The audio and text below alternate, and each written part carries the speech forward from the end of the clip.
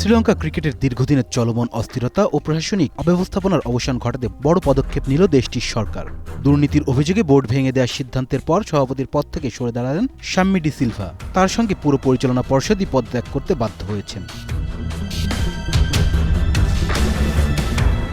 টানা 4 মেয়াদে লঙ্কান ক্রিকেটারদের হর্তাকর্তা ছিলেন শাম্মী ডি সিলভা। এর মধ্যে 3বারই তিনি নির্বাচিত হয়েছিলেন বিনা প্রতিদ্বন্দ্বিতায়। তার কমিটির বিরুদ্ধে দীর্ঘদিন ধরেই স্বেচ্ছাচারিতা, আর্থিক দুর্নীতি এবং অব্যবস্থাপনার অভিযোগ করে আসছিল সমর্থক ও সাবেক ক্রিকেটাররা। বোর্ড কর্মকর্তাদের বিতর্কের পাশাপাশি মাঠের পারফরম্যান্সও ছিল শোচনীয়। সম্প্রতি ঘরের মাঠে আয়োজিত টি-20 বিশ্বকাপে চরম ব্যর্থতার পরিচয় দেয় লঙ্কানরা। গ্রুপ পর্বে সর্বশক্তি দিয়ে জিম্বাবুয়ের কাছে পরাজয় এবং সুপার 8-এ কোনো প্রতিদ্বন্দ্বিতা গড়তে না পারায় ব্যর্থতা দর্শকদের ক্ষোভকে চরমে পৌঁছে দেয়। 2014 সালের বিশ্ব চ্যাম্পিয়নদের এমন দৈন্যদশা সরকারের ওপর রাজনৈতিক চাপ তৈরি করছিল। এর আগে 2023 সালেও রাজনৈতিক হস্তক্ষেপের অভিযোগে শ্রীলঙ্কার সদস্যপদ স্থগিত করেছিল আইসিসি।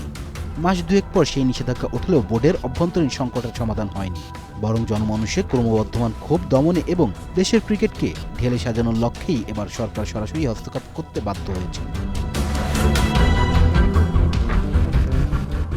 শ্রীলঙ্কার সরকার এখন একটি অন্তর্বর্তী কমিটি নিয়োগ করবে ক্রিকেট বোর্ডে, যার প্রধান হতে পারেন সাবেক সংসদ সদস্য এরান বিক্রমারাত্নে।